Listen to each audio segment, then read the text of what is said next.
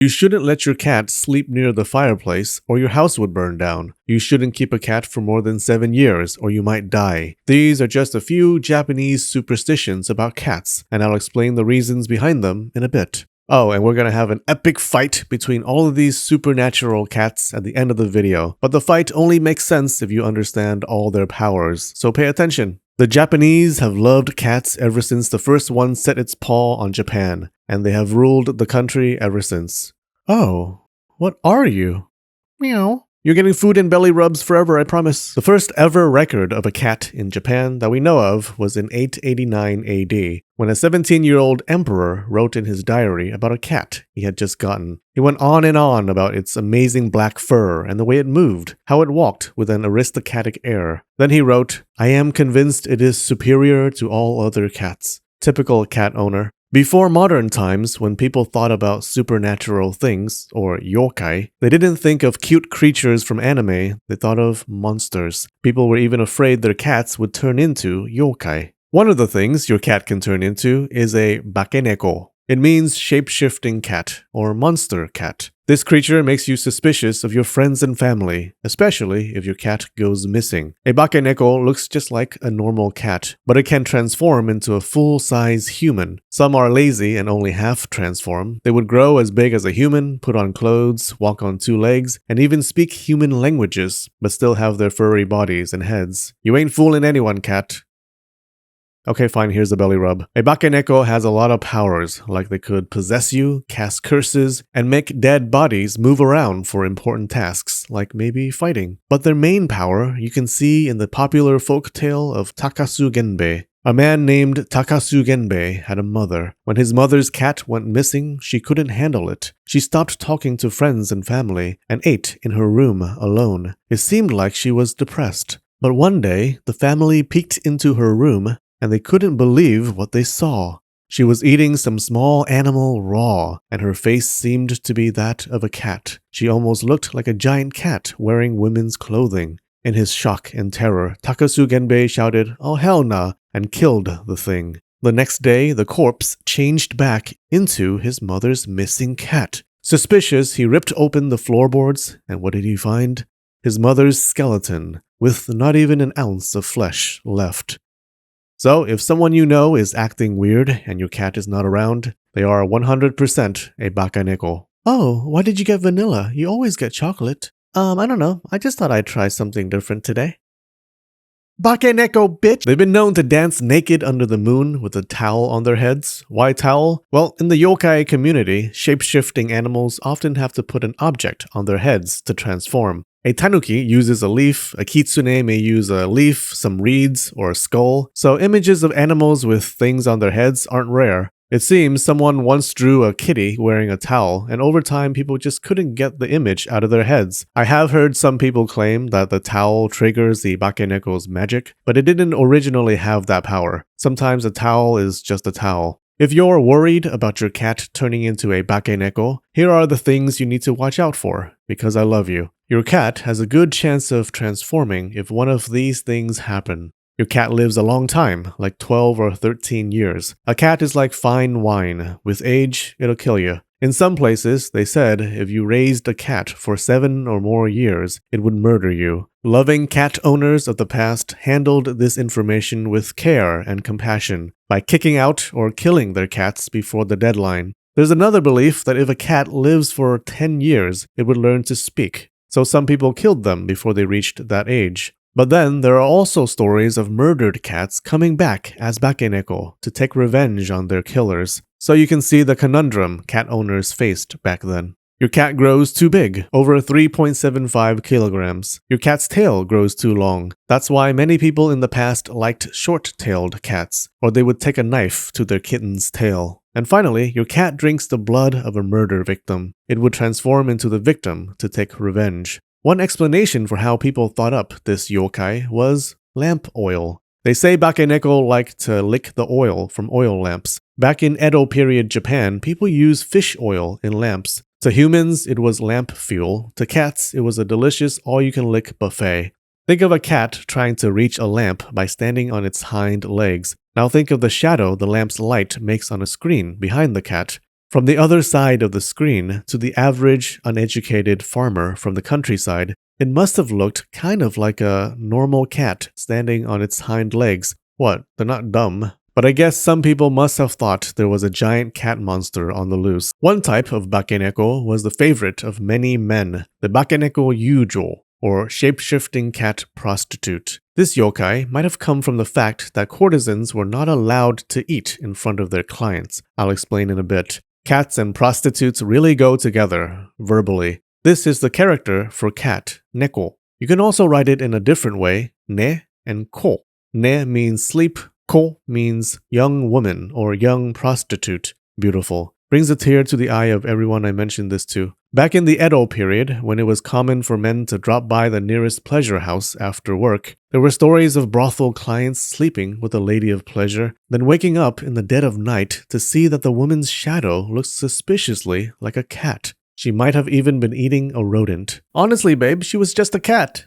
Hearing these stories, women of the pleasure quarters got on top of the business opportunity. They started keeping pet cats and asked clients to pay for nice cat treats. The women played into it. Could I be a cat in disguise? You never know. And that's how cat girls started. Now, the reason behind Bakeneko Yujo stories might have been this. Courtesans were not supposed to eat in front of their clients. No self-respecting client wanted to see their courtesan munch on sushi like some ordinary mortal. She was supposed to be a fantasy, a woman not from this world. So maybe while their clients were sleeping, some ladies snuck a bite to eat. A drunk client who woke up to see a hunched figure secretly eating might have thought it was a giant cat in a kimono.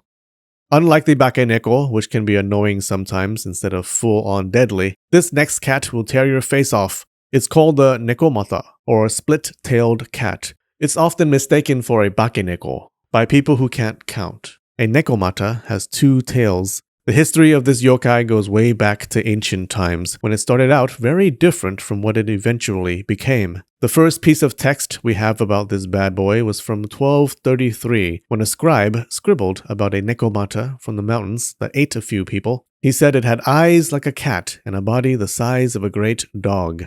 Early nekomata stories were all about some dangerous animal from the mountains. It didn't come with magical powers, it was just big, mean, and hungry. Honestly, it was probably a tiger or mountain lion, maybe some animal with rabies, because some survivors caught an illness called nekomata disease. Nekomata stories were like hookup stories. Over time, they grew more fantastic and grew in size. One book said a nekomata was 9 feet long. I guess that's big to some people. And a normal dog could fit in its mouth. Clearly hard to beat in a battle. It was in the Edo period that 2 ideas gained popularity. The nekomata became a cat that lived too long, and it sprouted 2 tails. It was still dangerous, it could eat your face, and even control the dead with cat dances. When people saw strange fires in the night, they blamed a nekomata. The older and more abused a cat is, the more powerful it becomes as a nekomata. People started eyeing cat tails all suspicious. I see you plotting, Sherlock Holmes, and they often cut off the tails of kittens to keep them from turning. Over time, the line between Bakeneko and nekomata became more like a squiggly noodle. Their powers and stories mixed and matched so much that sometimes it's hard to tell the difference between the two. Some stories even give the nekomata shapeshifting powers. This next yokai, you need to keep away from your dead loved ones if you want their bodies to stay in the coffin. It's called the Kasha, or fiery chariot. That's a weird name for a cat monster. Well, originally, the name Kasha meant this badass burning chariot pulled by hell demons. At some point, it changed into a cat yokai that ate dead bodies. How? There was a belief that demons from hell had a thing for sinners. They liked to go to the human world, find some sinners, throw them on fiery carts, or kasha, and wheel them down to hell for judgment. At some point, kasha became flaming chariots that dropped from the sky to steal dead bodies. And then, in 1776, while the Americans were busy disowning their ancestors, famous folklore artist Toriyama Sekien thought, you know what this burning corpse cart story needs?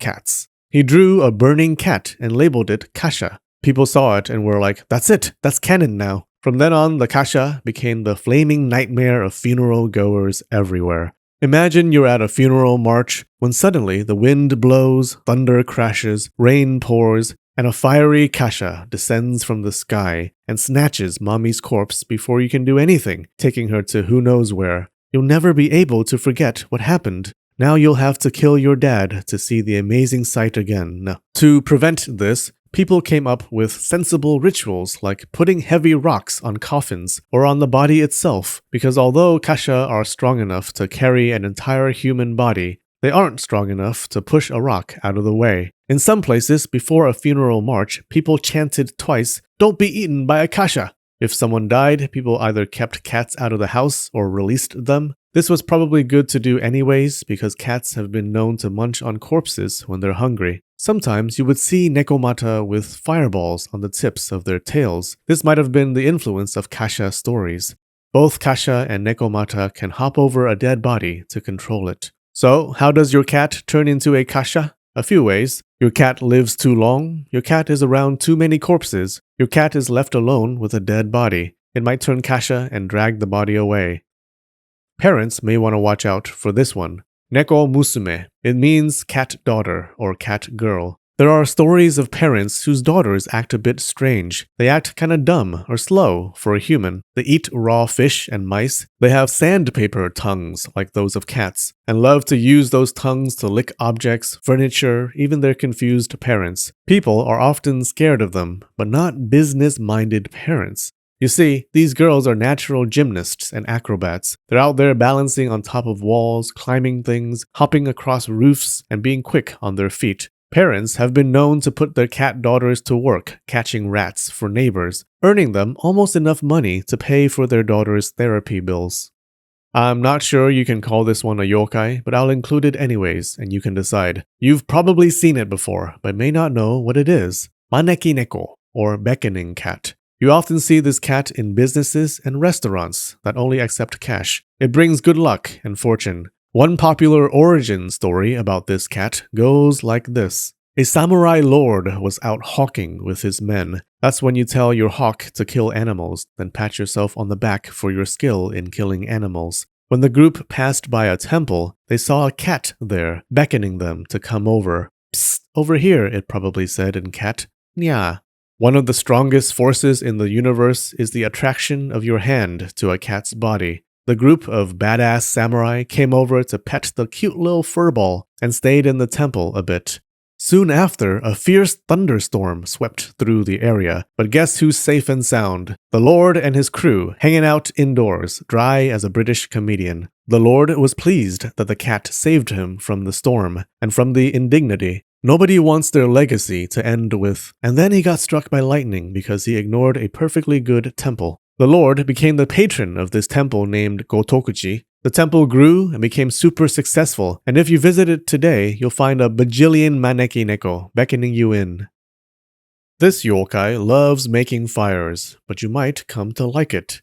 Gotokuneko, or trivet cat. A cat can turn into this yokai by living too long. Shocking. It walks around wearing an upside-down trivet as a stylish hat, carrying a bamboo blowing tube to light fires like a firebender. Don't worry, it's not evil, so it won't burn down your house. It would just light up fireplaces to make it all cozy. This yokai is a type of nekomata because it has two tails ending in flames. There's a superstition that if you let a cat sleep near a fireplace, it would cause your house to burn down. The idea is that flames from the fireplace may leap onto your cat's tail, making the poor thing run around the house, leaving a trail of insurance claims.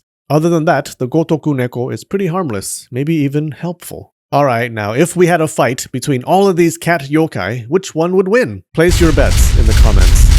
And the bell rings to start the yokai battle royale. The Neko waves adorably to everyone. Aw, but the nekomata wastes no time at all. It leaps through the air and bites off the Neko's head. Oh, ain't so lucky now. Guess it was waving goodbye. What's this? The Kasha is dragging the dead body. Dragging it out of the arena. It can't help it after seeing a corpse. Where did it go? No one knows, but it's disqualified. Seriously, I had money on that one. Looks like it's the Bakeneko Yujo's turn. She blows a kiss to the fearsome nekomata, probably hoping to get it to fight for her. Oh, but it just bites her head off. Her charms don't work on non-humans. Here comes the Bakeneko, dashing up and hopping over the body of the headless Bakeneko Yujo, then controlling her corpse to fight the beast. Brilliant! The Bakeneko tells everyone the nekomata is the clear threat, and that they should fight it together. What a natural-born leader. The Neko musume runs circles around the nekomata, keeping it busy. She's so quick and agile. Meanwhile, the gotokuneko blows air into a piece of wood to make a torch. He slams the torch down on one of the nekomata's tails. The zombie Bakeneko Yujo rips the tail right off. He only has one tail now. Is he a nekomata or a Bakeneko? Who knows? The Neko musume thinks it's the funniest thing in the world and starts laughing. What a cute little girl. Oh no! The nekomata just bit her face off. She was too distracted, laughing.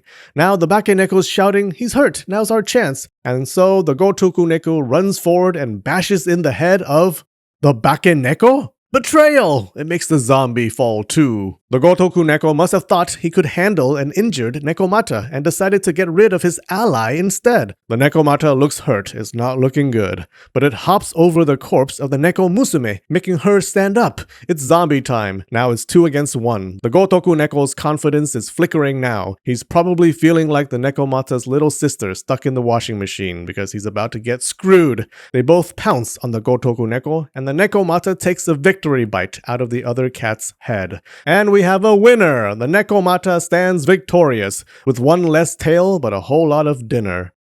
The nekomata is a scary yokai, but you won't understand how terrifying yokai can be until you click on this video about the most dangerous yokai you've never heard of. We have a new emperor on Patreon today, Brendan Russell. Nothing can rustle his feathers. We also have some regular patrons, Gyoru, Chantal Gularius, Tater Anus, he doesn't like tater tots, Corey Brule, and Cindy Gibson. Thanks so much, you guys, alright? I love you, and spread the knowledge.